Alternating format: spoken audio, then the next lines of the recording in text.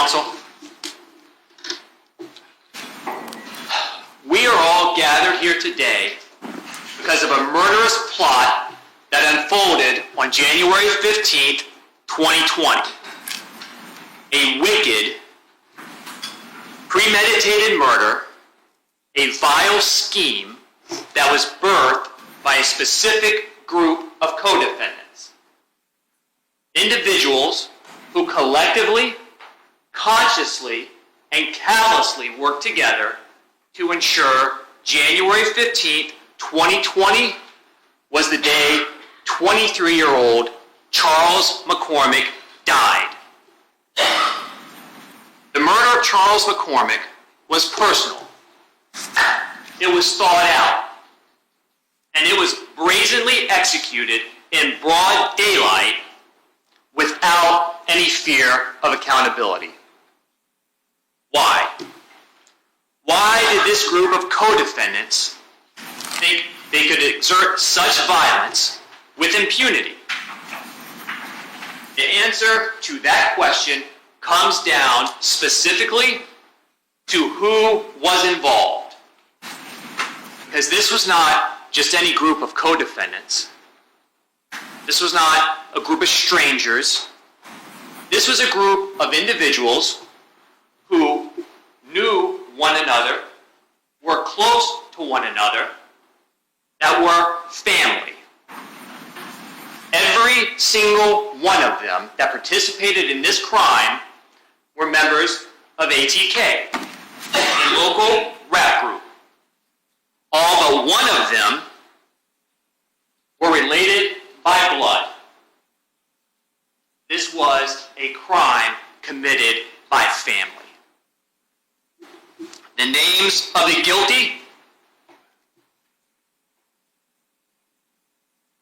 Hakeem Robinson, who's sitting right here, whose nickname is Kimi to his family, Ksoo, his rap name, Leroy Whitaker, a co-defendant sitting before him, a cousin, whose nickname is Scotty,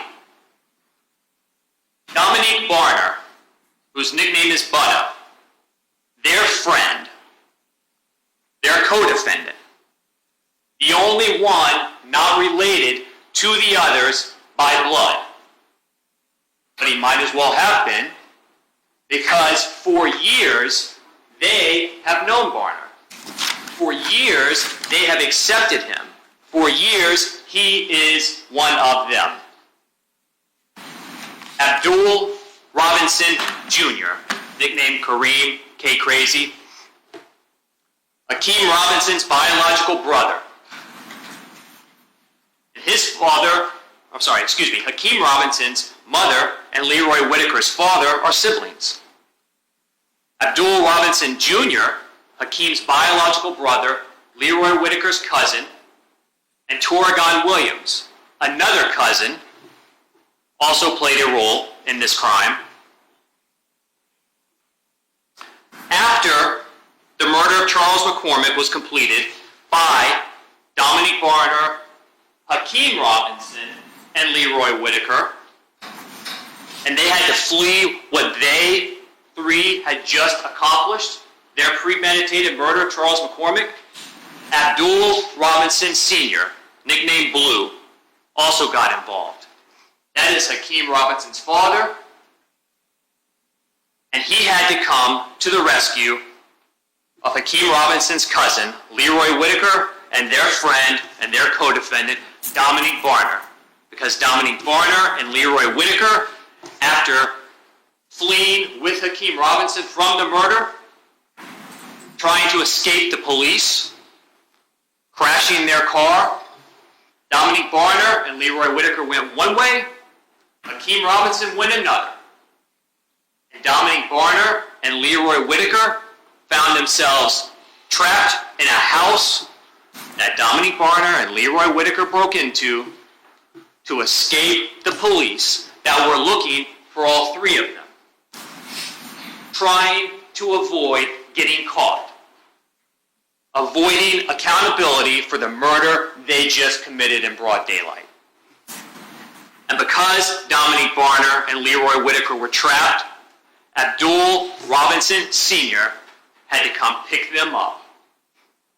He picked them up and drove Dominique Barner and Leroy Whitaker away from that home, away from the police, and it was during that ride that he found out exactly what happened.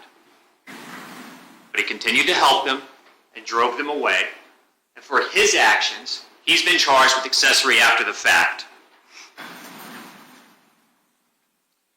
Throughout history, one common truth has been shared by every person who has drawn breath in this world. There is a day you are born and a day you die. And between those two moments, the life that unfolds, uniquely shaped by one's choices and one's actions. Some of those choices are more profound than others, some actions more impactful. But when a group of individuals, even a family, when they come together and intentionally commit a violent crime, a murder, shattering the laws we all share, there must be accountability. And it is precisely for that very reason that in this courtroom, today, 5 years later, Hakeem Robinson and Leroy Whitaker are sitting before you. And at this moment in the trial, with them, though unseen, are two simple but essential questions. Questions that the state will answer for you with the evidence. And those two questions, which you can write down, where were they? And what did they do on January 15th, 2020? Simple questions. Where were they and what did they do? But those simple questions for Hakeem Robinson and Leroy Whitaker have terrifying answers. Answers that they are desperate to keep hidden from each and every one of you.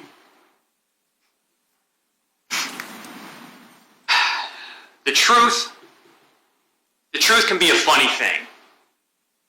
Sometimes, the more out of desperation you try to suppress it, the more the guilty fight and rail against each and every aspect of it, the more obvious it becomes. For example, and I want you to hear these despicable words, let them sink in, because these are the words of Hakeem Robinson. Kill a nigga, then go get my toes done. Kill a nigga, then go get my toes done. Those are his words that he attached to a video he took of himself as he sat in a chair in a nail salon getting a pedicure. Just a couple days after running Charles McCormick down on foot and executing him. You're going to see that video. You're going to read his words. You're going to see his tired feet. And when you look at that video, when you see him, when you see his words telling you what he did, believe it. And let that image, his answer to both of you, all of you, about what he did, sear your collective memories. On January 15th of 2020, these two co-defendants, they shared a motive, they shared a goal, and for their deeds, they will forever share guilt. What was their undoing? What has brought them here before all of you today? Simply, the combination of arrogance, mistakes, and bad luck. For justice's sake, thankfully, the murder of Charles McCormick was captured on video.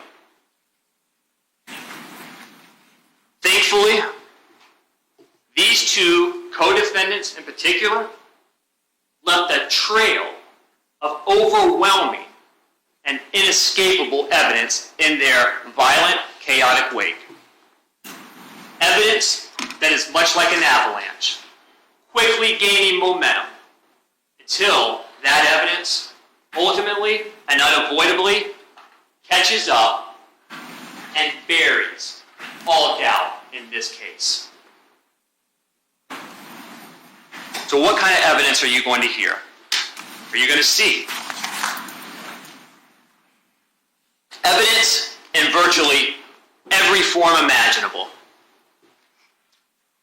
You're going to see evidence, you're going to hear evidence directly related to the motive in this case, because it was a personal motive, and we'll talk about that in a moment. You're going to see the video of the murder, and that video is a powerful piece of evidence, because not only does it capture the murder, it also captures the vehicle that was used by Dominique Barner, Hakeem Robinson, and Leroy Whitaker when they committed this crime, a stolen Nissan Altima. And you will see that vehicle on video, and there will be no doubt that that vehicle was occupied by the people who committed this crime. And that vehicle was collected, well, evidence inside it was collected immediately after this crime, immediately after they fled from committing the murder, from the police. And that car crashed. And inside it, amongst the items that were collected, DNA evidence. DNA evidence for Leroy Whitaker and Hakeem Robinson. Fingerprint evidence for Hakeem Robinson.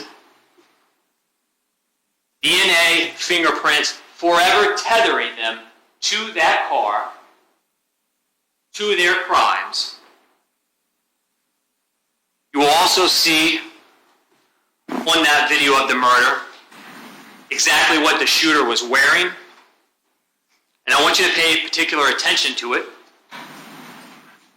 because this is a video, not a still photograph. You'll get to see the whole thing. And you will see that the shooter was wearing a two-tone hoodie, gray chest, dark black arms, black hoodie pulled up over his head. And I want you to take note of that, because you will see that same hoodie in photographs and videos wrapped around Hakeem Robinson's guilty body. You will see the distinct firearm that he carried when he committed that murder, when he pulled the trigger. And you will see that same firearm in another video in Hakeem Robinson's hands. Not for entertainment.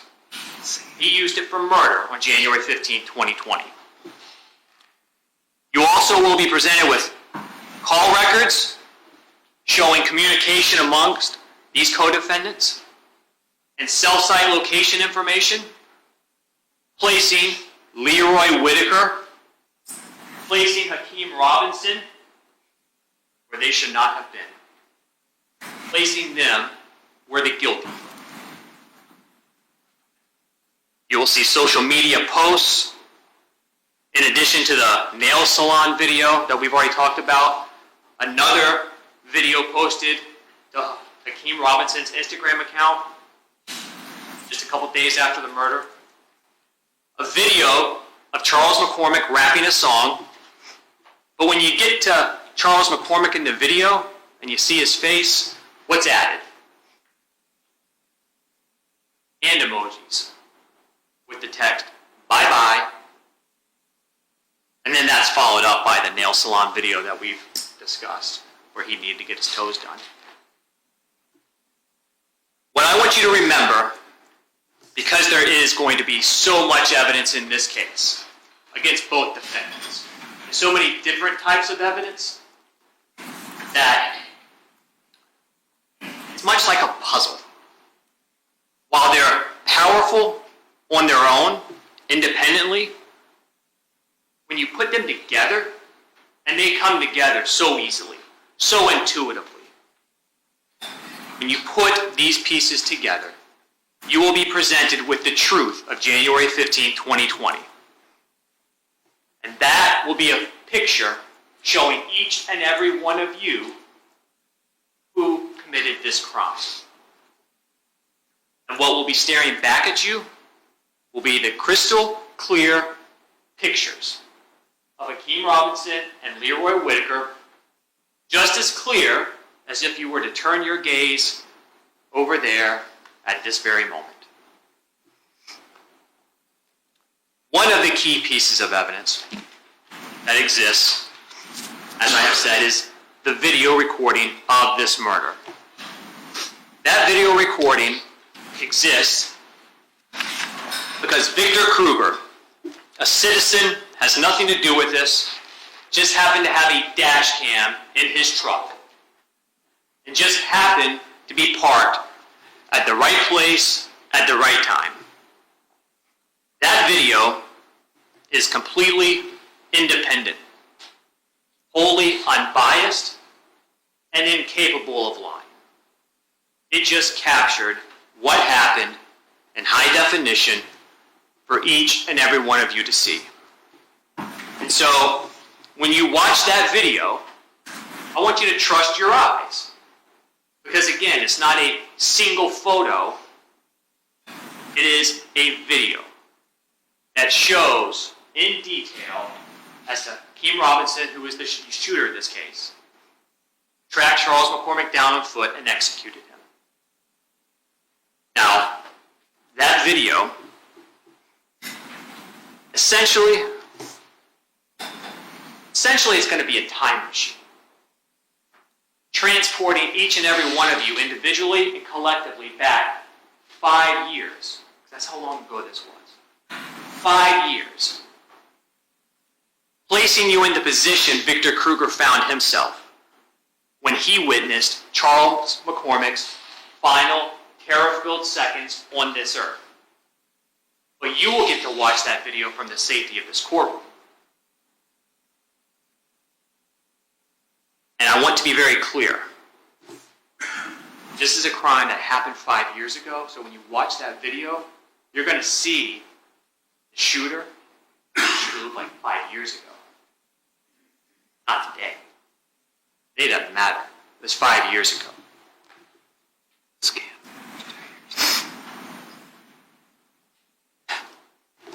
This video is going to be very, very powerful, and I want you to pay attention to it, but I do want to be clear about one thing. Based on the location of the camera, it does not capture the shooter's face. Just didn't. But it's okay, it didn't have to. It captured more than enough detail that video, along with all of the other evidence in this case, will make it crystal clear that that individual was Hakeem Robinson.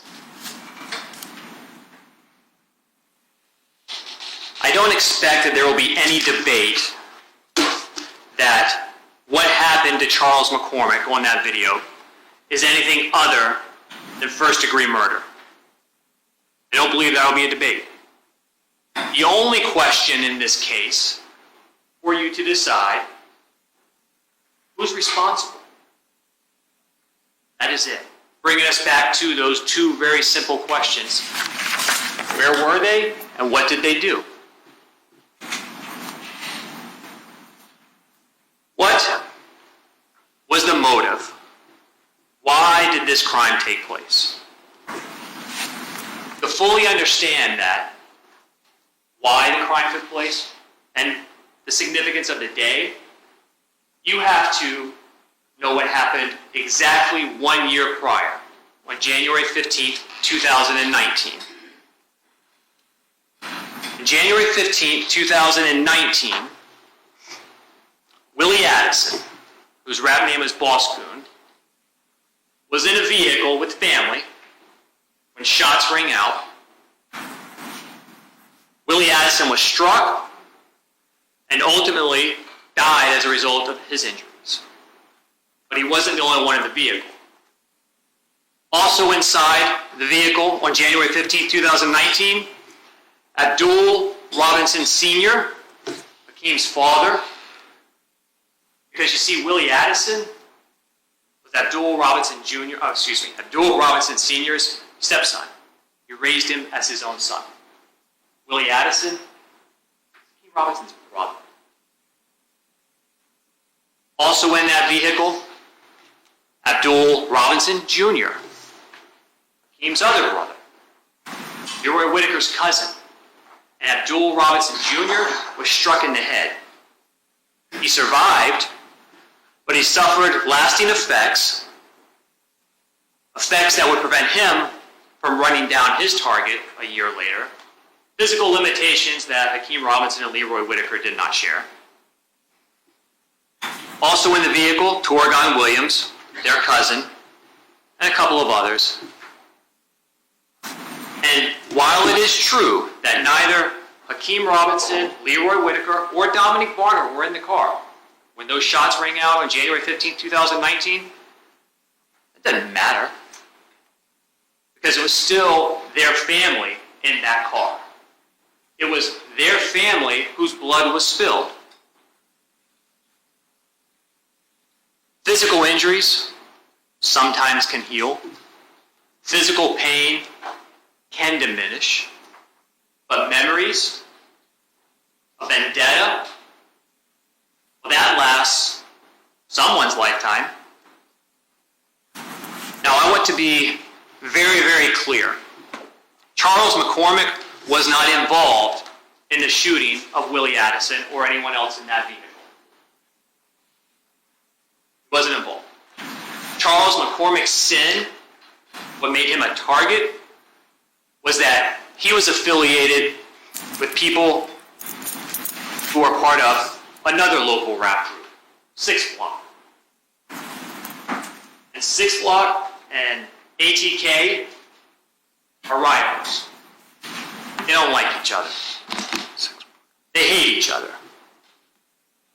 And one of the traditions of both groups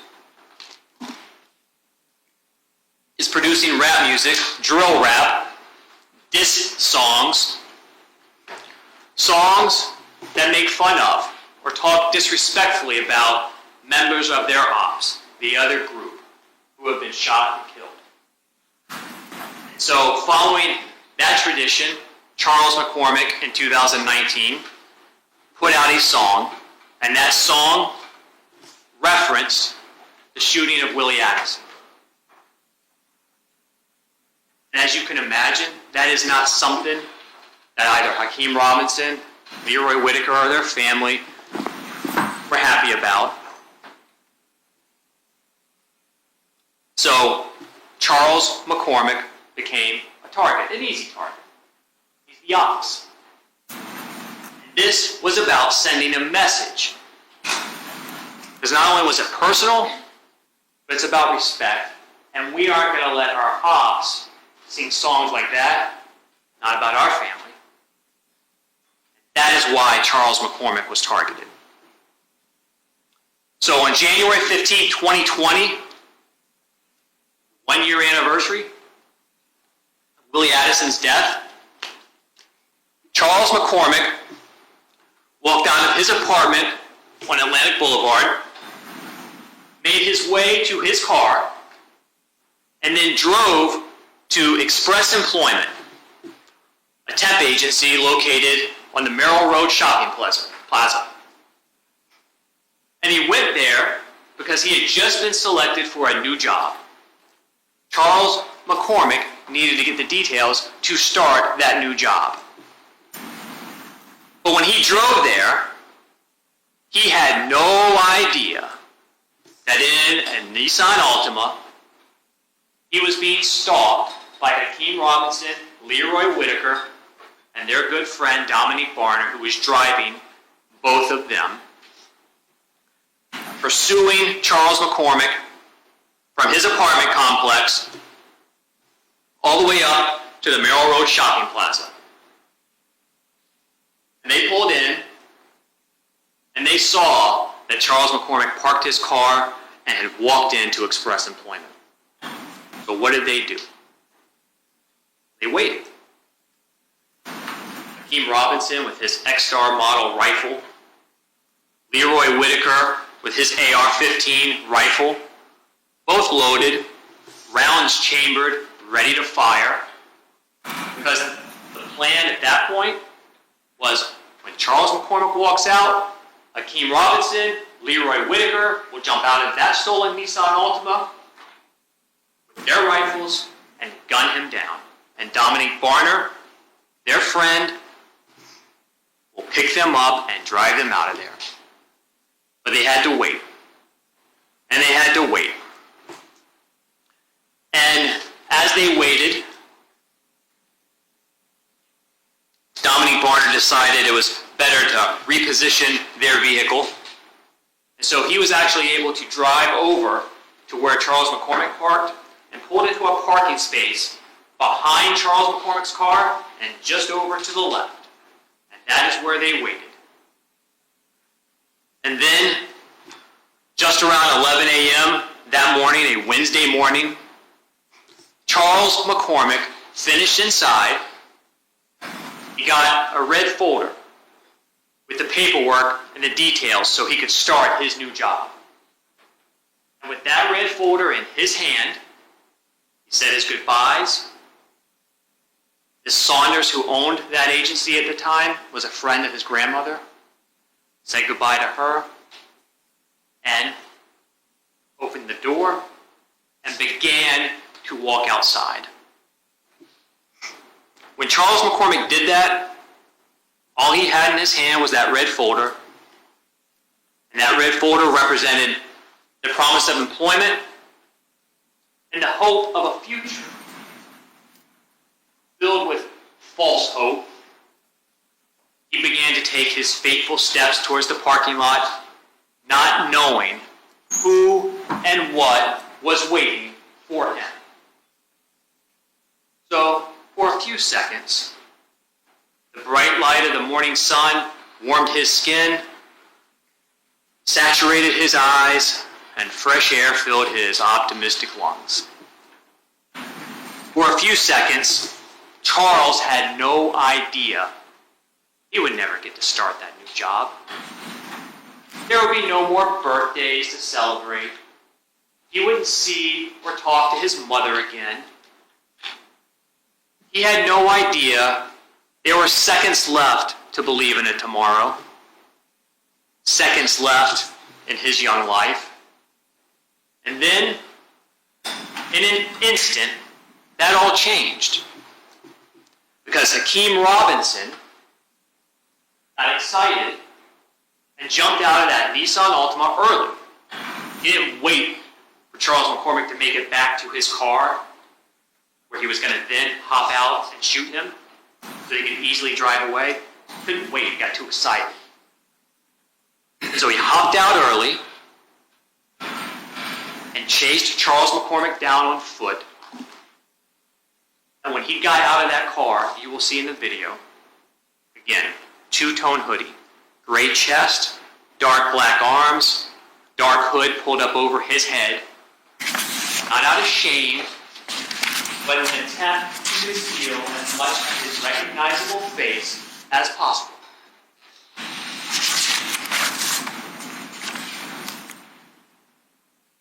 In his hands, an X-Star model AR rifle pistol, because it's got a very short stock, so it's easier to control.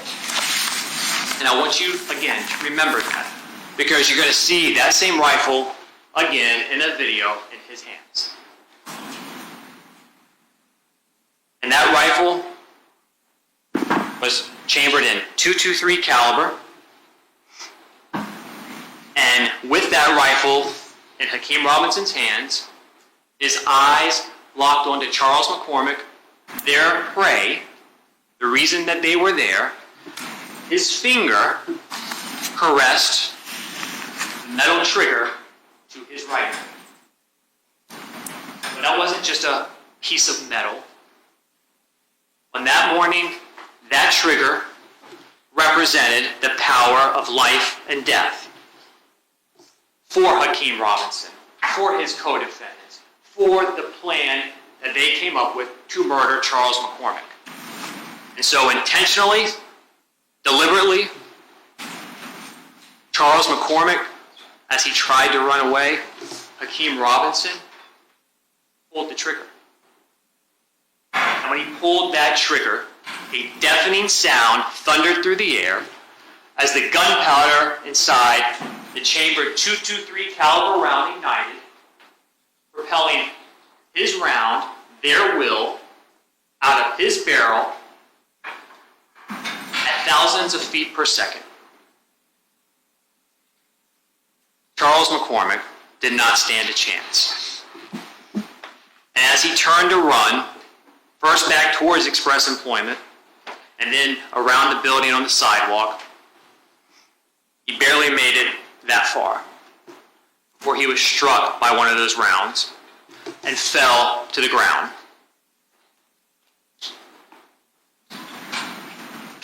Hakeem Robinson, his hunter, designated executioner, never stopped pursuing, and he was on him in seconds. This entire murder lasted about 10 seconds or less. He's on top of him with his rifle pointed at Charles McCormick. He's on the ground, injured, unarmed, defenseless, in need of some mercy. But there would be no mercy. Not on January 15, 2020, not on Willie's Day.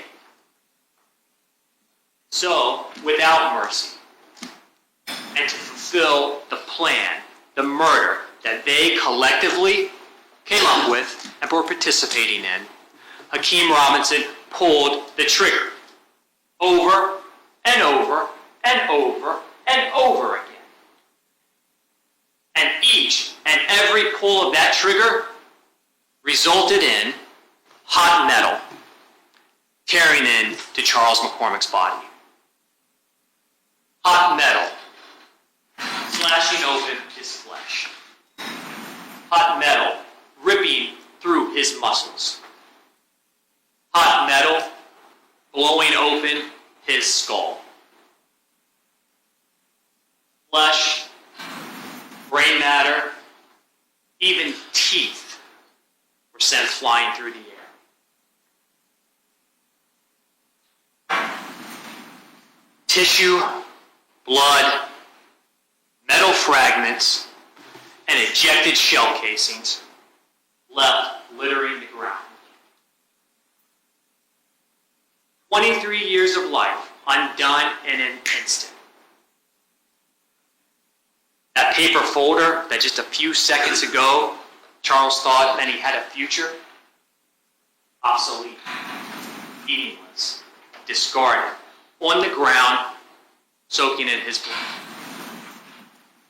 It took Hakeem Robinson, Leroy Whitaker, co-defendants, less than 10 violent-filled seconds to turn the cold, concrete slab beneath Charles's body into an unpeaceful resting place, forever stained with Charles' blood and forever stained with their guilt for what they did.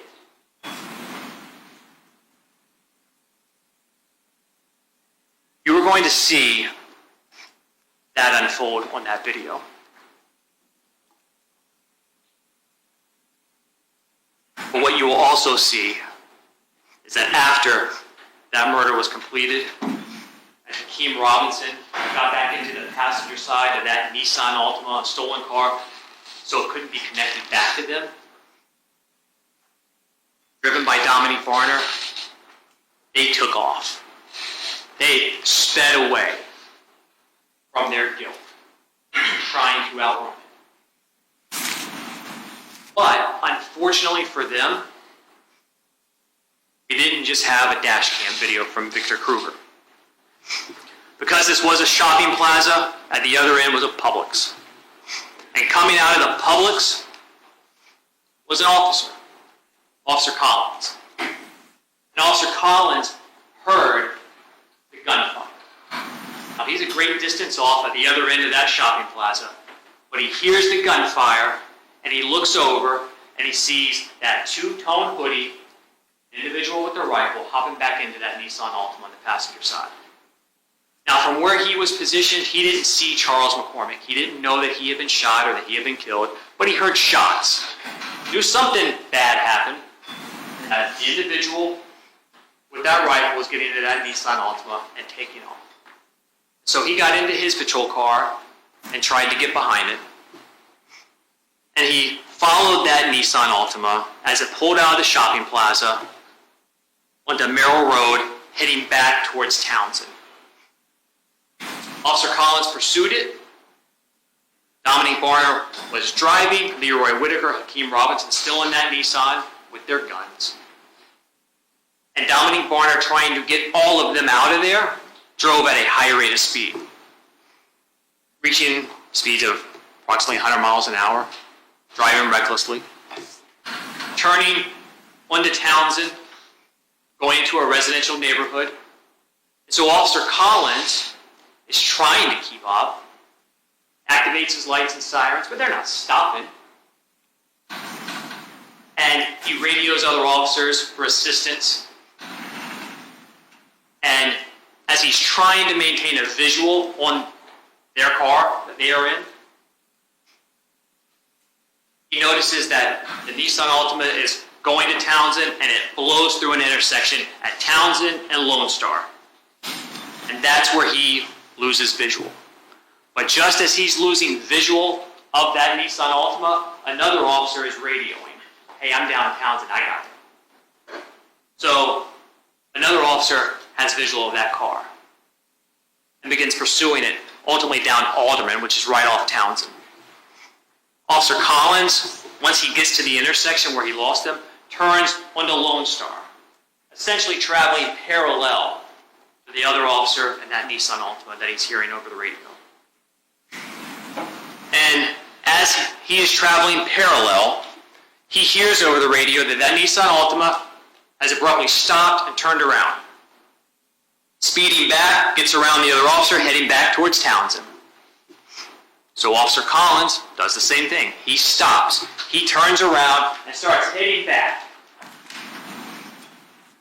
And once he gets from Lone Star down to that intersection of Townsend, he looks to the left, and further down Townsend, great distance from where he is at, he sees that same Nissan Altima pop back out, trying to get out of there, trying to escape. And so he is trying to catch up. But it's also a little after 11 a.m. on a Wednesday in a residential neighborhood, so he's having to pay attention to his surroundings. And as he's driving to catch up, still from a great distance back, that Nissan Altima crashes.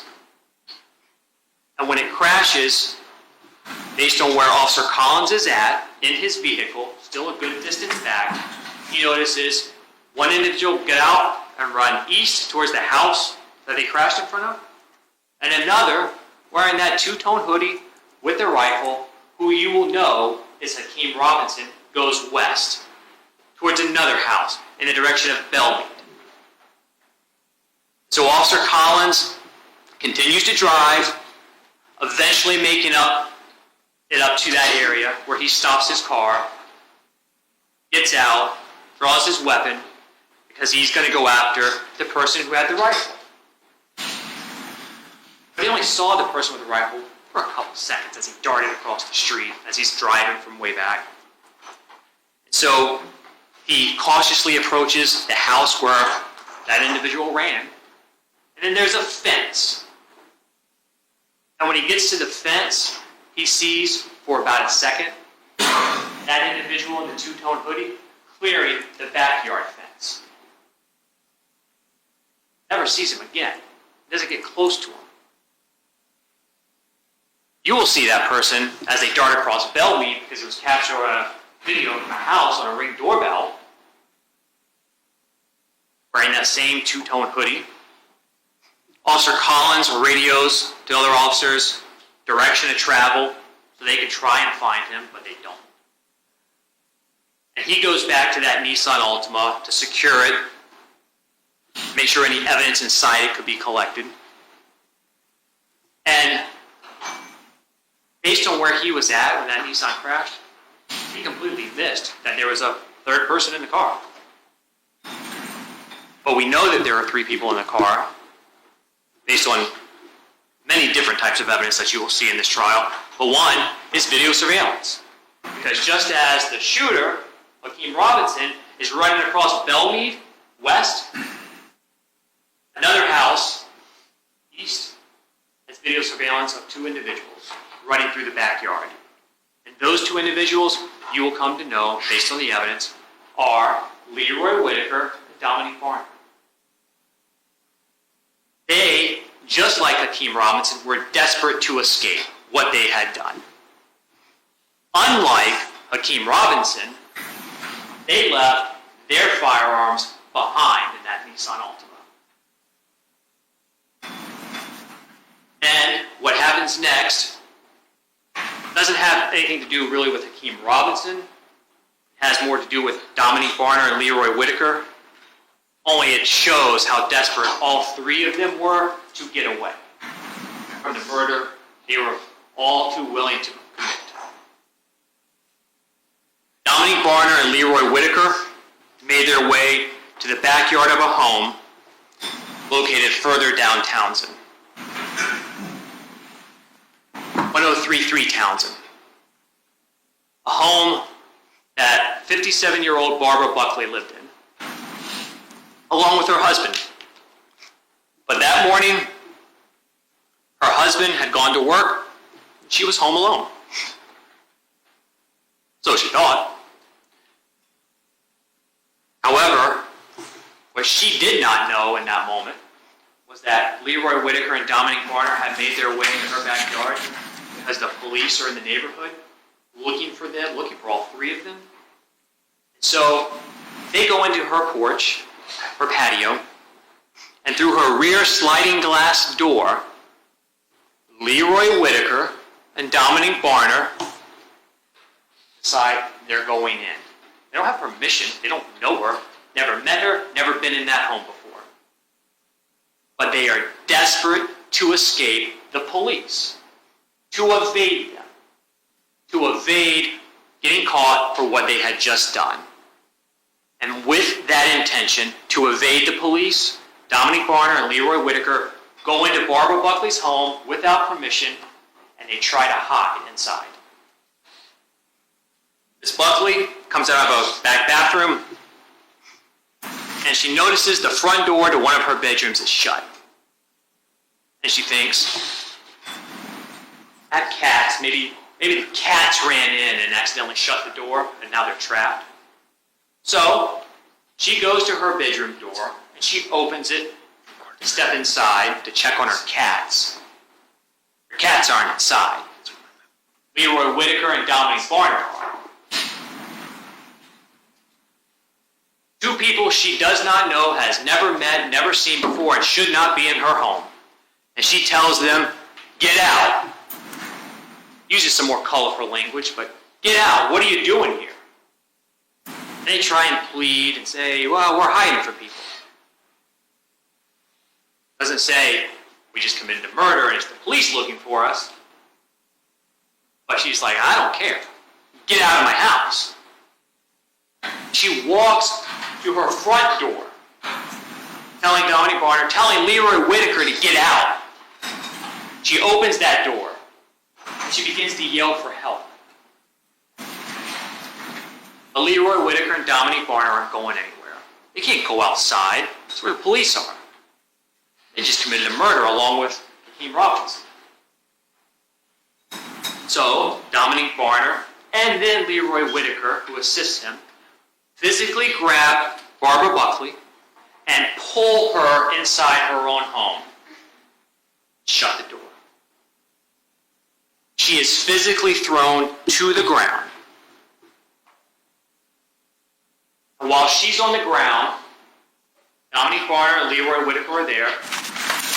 Dominique Barner reaches down with both hands, puts them around her neck and begins to choke her. At one point, Leroy Whitaker even asks if Dominique Barner wants him to hurt her. She can't fight back enough to get away. She's trapped in her home, and she complies. And so they then make her sit in her own living room. Dominique Barner takes her phone so she can't call for help. And Leroy Whitaker goes back to that front bedroom where he uses his phone to call for help. Doesn't call Hakeem Robinson. Why would he? He can't help him. He's running west. So who does he call? He calls Abdul Robinson Jr., Hakeem's brother. And he asks for help. And you're going to see phone records corroborating that, from Leroy Whitaker to Abdul Robinson Jr., and then also to Abdul Robinson Sr., his father.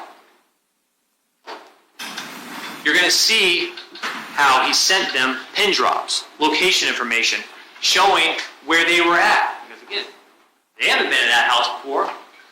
They don't live there. They're not supposed to be there. And while they wait for help, Leroy Whitaker and Dominique Barner take clothing from Miss Buckley and her husband so that they can change their appearance, to steal her clothes.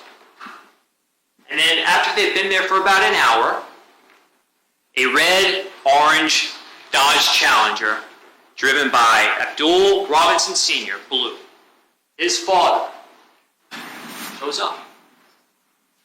You'll see some video surveillance that captures that car as it comes down Townsend. He shows up, pulls into the driveway, and eventually Leroy Whitaker and Dominique Barner go outside, leaving Miss Buckley behind in her own home for the first time in an hour. And there, they are driven away by Abdul Robinson Sr., who learns what happened and drives them away, helps them evade the police.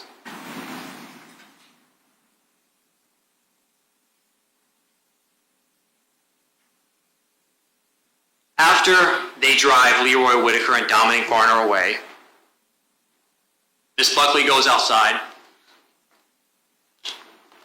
and, with the help of a neighbor, kind of lifted to her feet. You see, well, she calls 911, but then she also sees an officer down the road. Guys, down the road, there crashed Nissan Altima, the murder car.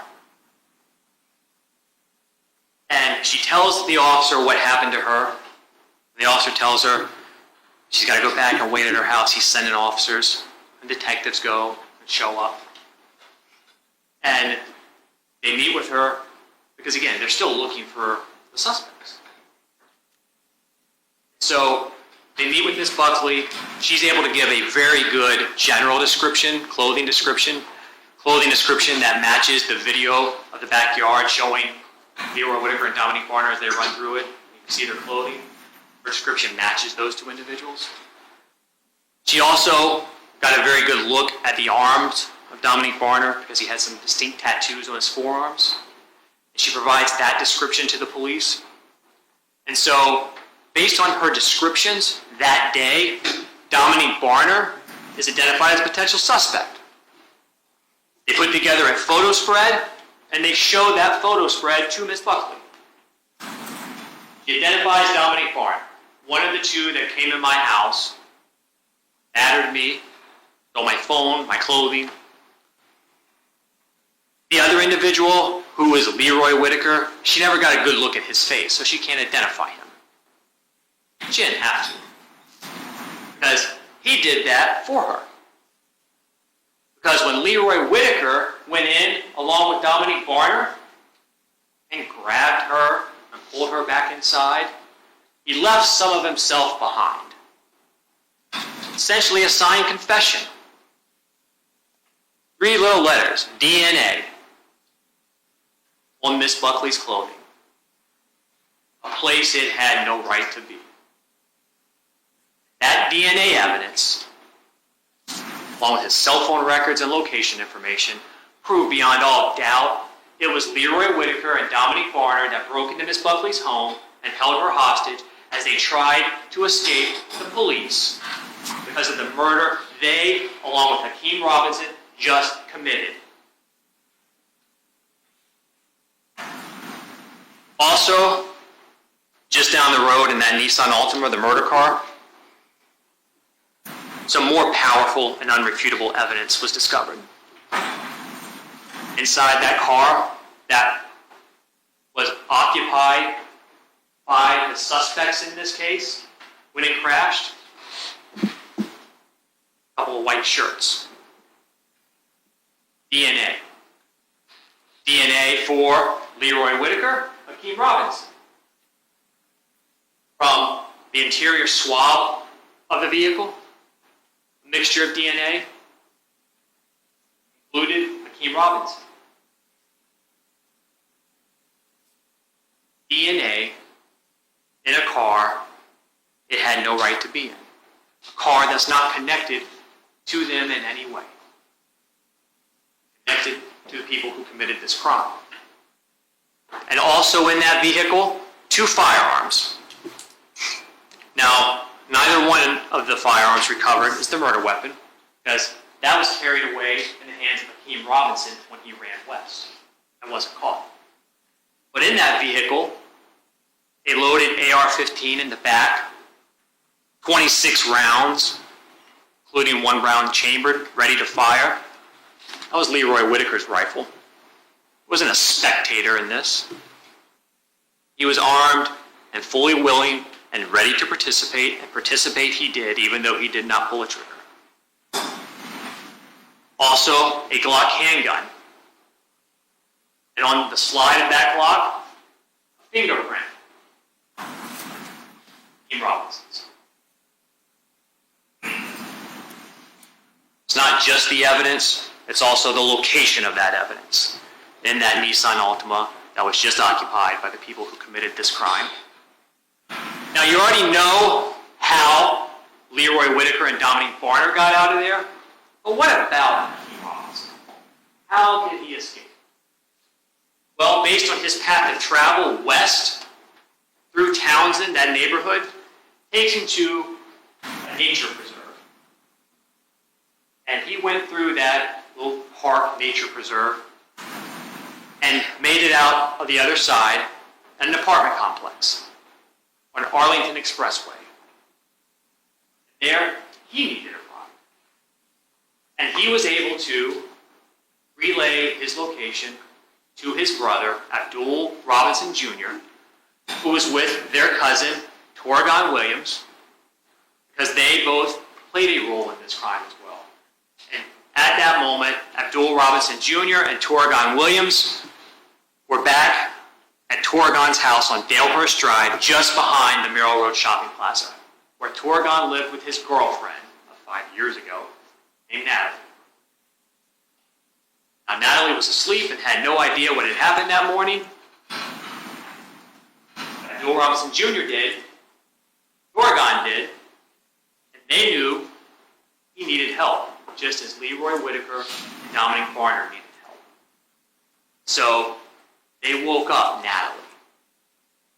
She was asked to go to that apartment complex and pick him up. She did. She brought him back to their house,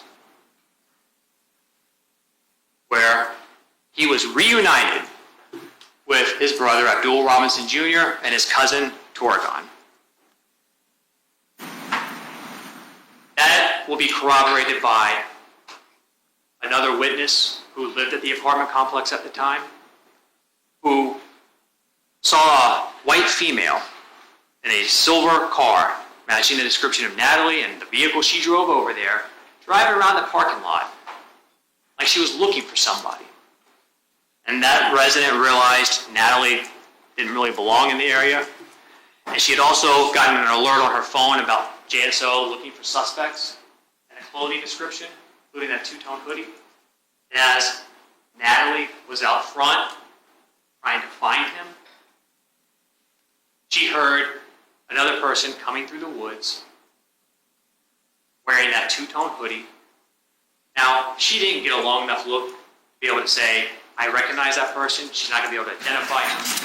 She got a quick glance because when she saw the clothing based on the alert, she got scared and ran back inside. But that was Hakeem Robinson coming out. And Natalie picked him up and drove him back to Oregon for Abdul Robinson Jr. Dominique Barner was the first to be identified, first to be arrested, the first to be charged. And when he was initially arrested on January 15th of 2020, that same day, he wasn't completely forthcoming. He didn't walk in to the police and say, you got me, this is what I did, this is what we did. He minimized, he made some statements, but he minimized and didn't say who he was with. But he was charged, and he's going to testify in this case. So when he testifies, he's going to come out the back, because he's in a jail uniform, he's in shackles, and you will learn that he has been charged with multiple crimes. That he has pled guilty to multiple crimes. He has pled guilty to second-degree murder for his involvement in driving and taking and participating in the murder of Charles McCormick with Hakeem Robinson and Leroy Whitaker. He's pled guilty. He's pled guilty to burglary with an assault or battery for what he and Leroy Whitaker did to Miss Buckley, breaking into her home to escape the police and grabbing her and pulling her back inside and holding her there. He's pled guilty to aggravated fleeing and attempting to elude law enforcement. And he has also pled guilty to a separate second-degree murder charge. When he testifies, he does not know what sentence he is going to get because he has not yet been sentenced. But for each and every one of those charges, he's pled guilty to the court, to the judge. And the judge will decide what sentence Dominique Barner gets. All he knows is what he's looking at. And he's looking at up to life in prison. Life, without parole. You can get that. His guideline sentence, which reflects the minimum he should get, absent a legal reason to go below, is 41.8 years, up to life in prison. Now, his cooperation does provide the court with a legal basis that allows the judge to go below 41.8 years, if the judge wants to. Doesn't have to. Entirely up to the judge. He also knows that best case scenario, there is no way he can get anything less than 20 years. So he's looking at 20 years, 2 decades, up to life in prison. And even with his cooperation, he can get life. But he's going to tell you what he did. And when he testifies, knowing what he has been charged with, what he has done. State's not asking that you like him. State's not asking that you think, I'd be friends with that guy. I'd hang out with him. Though that's exactly what Hakeem Robinson and Leroy Whitaker did, and what they have done for years. They were, they're the same. But what he has to say, because he was involved, is enlightening. But also make no mistake, this case, without Dominique Barner, is proven. It's proven by all the evidence they left behind. It's proven by the DNA, it's proven by the fingerprints, it's proven by call records, it's proven by cell site location information, it's proven by the video of the murder, your own God-given common sense, as well as social media posts, among many other pieces of evidence. When Barner testifies, he is going to acknowledge Charles McCormick was targeted because of that song. A song that, by the way, you will see in evidence because it was on Hakeem Robinson's iCloud account.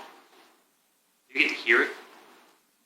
He's going to confirm that was the motive, that was the reason that they found out, and Barner played a role in finding out where Charles McCormick lived And on the morning of January 15, 2020, he calls Abdul Robinson Jr., his brother, Leroy Whitaker's cousin, says he's back. That's going to be confirmed by call records. And then what happens? Dominique Barner gets picked up by Hakeem Robinson, Leroy Whitaker, Abdul Robinson Jr., and they, along with Torgon Williams, eventually all go over to Charles McCormick's apartment complex with the intent on killing him. Abdul Robinson Jr. and Torgon are in a clean car, a rental, Dodge Journey. Can't be tied back. It's a rental, excuse me. Hakeem Robinson, Leroy Whitaker, and Dominique Barner are in a stolen car, the car that can't be tied back to them. And the role of the clean car is to basically try and make sure they don't get pulled over by the police when they're going where they need to go. So collectively, they go to Charles McCormick's apartment complex. And again, Hakeem Robinson is armed with his rifle, as is Leroy Whitaker. And there, they wait for him. But as they wait, because it takes so long, they get distracted. They miss Charles McCormick when he comes out of his apartment. And he's able to make it to his car. And then he's able to drive away from his complex towards the shopping plaza on Merrill Road. And so they pivot. Dominique Barner, Hakeem Robinson, Leroy Whitaker pursue him, stalk him, follow him, all with the intent to end his life. And that's when they make it to that shopping center. And ultimately what unfolds, you will witness with your own eyes. What Dominique Barner will add is that when they got to the shopping plaza, not only initially was it, again, Leroy Whitaker and Hakeem Robinson that were going to jump out and kill Charles McCormick, but Barner says, I changed the plan. We were too far back. It's a shopping center. It's getting busy. So he relocates closer to Charles McCormick's car, and the plan then becomes that Hakeem Robinson's going to hop out as soon as Charles makes it back to his car. While they wait for Charles to exit, Hakeem Robinson does two things. One, using Instagram on his phone, he contacts Raekwon Howard. Raekwon Howard, who is affiliated with Six Block. Their office. Tells him, got one of your boys slipping. Let him know they're getting ready to take somebody out, but doesn't say who. That will be confirmed by Instagram records showing that video call between Hakeem Robinson's Instagram account and Raekwon Howard's right before the murder. Dominique Barner will also tell you that as they waited, Hakeem Robinson thought about not using his rifle. He didn't want to burn that gun. Once you use it to murder, you get rid of it. So he thought about using Barner's glove. Remember whose fingerprints were on that?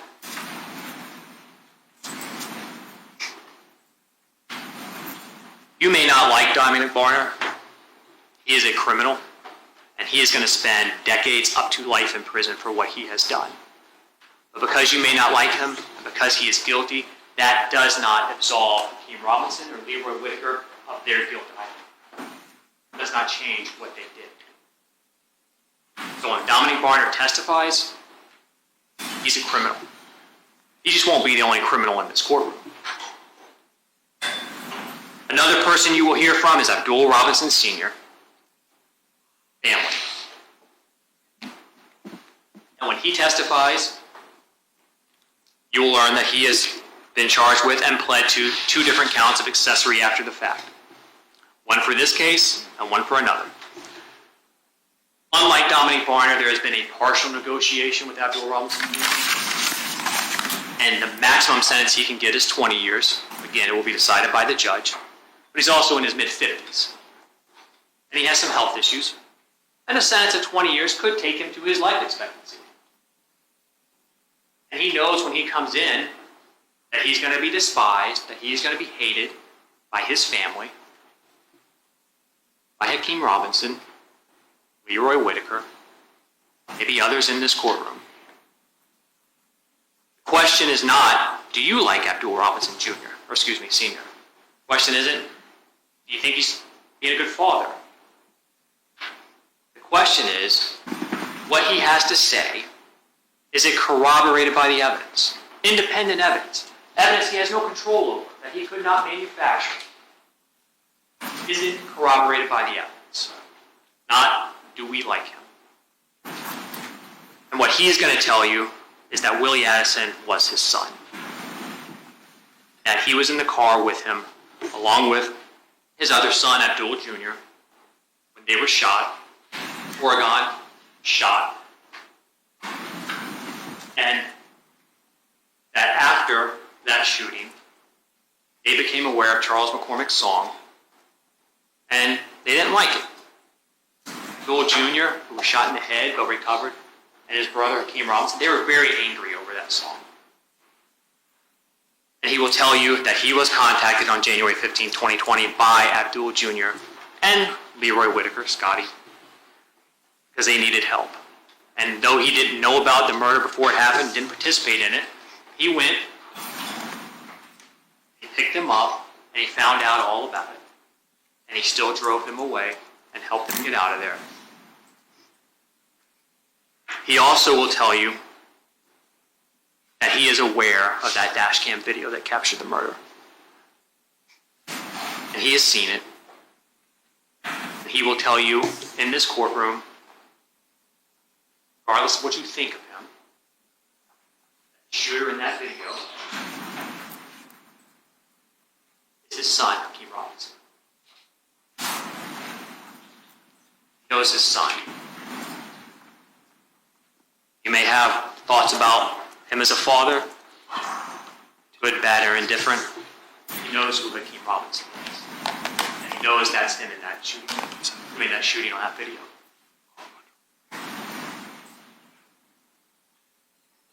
In addition to all of this evidence, as I have touched on briefly, you will see cell phone records, communications among the members of this group, these co-defendants, but the cell site location information. Cell site location information confirming what Abdul Robinson Sr., Blue, will tell you, that he was somewhere else when this crime happened, and how he arrived at Townsend Boulevard to pick Leroy Whitaker and Dominique Barner up. See that cell site location information as well as the pin drop sent to him and the calls. You will see cell site location information for Abdul Robinson Jr. He had two phones in his possession that day, a 904 number and a 478 area code number. And both of those place him going to pick Dominique Barner up that morning, going over to the apartment complex where Charles McCormick lived, and then back over near the shopping plaza where Oregon lived. And then finally, after relaying information to his father so that Leroy Whitaker and Dominique Barner could be picked up, back over on Brown Jersey Court, where he lived with Hakeem Robinson and their father. Leroy Whitaker, his phone, places him where he did not want to tell you he was at. Where he wants to keep hidden from you. It places him in the area of Charles McCormick's apartment complex, Merrill Road Shopping Plaza, where the murder took place at the time of the murder, and then over on Townsend, where the burglary to Miss Buckley's home took place, and then finally, after getting picked up by Dominique Barner, back Brown Jersey Court. Excuse me, when he got picked up by Blue and was driven back to Brown Jersey Court. And then Hakeem Robinson, he had a couple phones. His primary phone number, a 904 area code, which was very active that day, until it wasn't. That morning, it mysteriously is turned off. It was silent. No calls, no activity, nothing. For a period of hours, covering stalking, the murder, the flight, till he would have been back home. And then later that afternoon, hey, it's up again. Curious. But then there was a second phone number, a 478 area code number, the evidence will establish belonged to Hakeem Robinson. And that phone number, data files, FaceTime calls, Instagram calls, things like that. Guess where it was? The area of the shopping center, the area of the murder, at the time of the murder. And over in the area of Townsend, where that Nissan fled and crashed, where he ran away on foot. And then back over near Dalehurst in that area, around the time Natalie would have picked him up and been bringing him back. Curious. Because of all of the evidence, the powerful evidence, the inescapable evidence in this case, I expect that one of the focuses will be on a few witnesses who, again, keep in mind when this murder took place, and you'll see it lasted 10 seconds, 10 violent seconds, but seconds nonetheless. Or some witnesses who, based on how far away they were, their vantage point, how long of a look they got, a number of factors come into play, and you'll have your common sense to evaluate that. Some witnesses who, when they estimated, provided a guess of what they thought the shooter's height might be as he was running and gunning, underestimated the height that we know Hakeem Robinson to be. You'll be able to evaluate that because you'll also have the video. And the video will show what Hakeem Robinson, the shooter, 5 years ago in relation to the victim, Charles McCormick. And you'll be able to make your own observations and determinations as to how they physically compare to one another.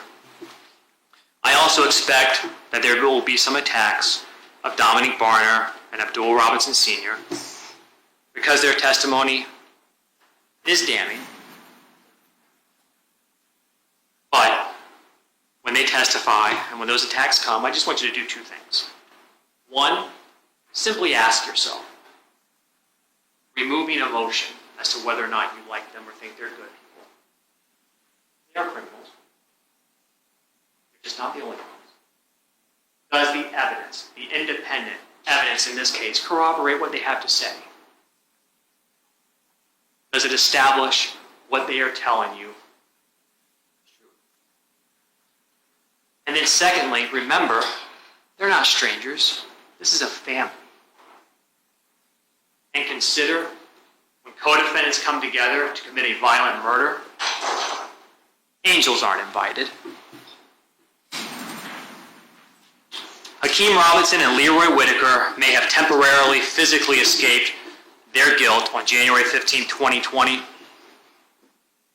but that guilt stains them to this day. If Charles McCormick still had the ability to speak, if before he died, hidden truths were revealed. Excuse me, we need all electronic devices to be turned off. Thank you. And if Charles McCormick would have witnessed and been aware of and seen and heard all of the evidence that we have discussed, DNA, the fingerprints found in the murder car, the motive found on his account, the video of the murder itself, cell phone records, location information, the nail salon post, and many others.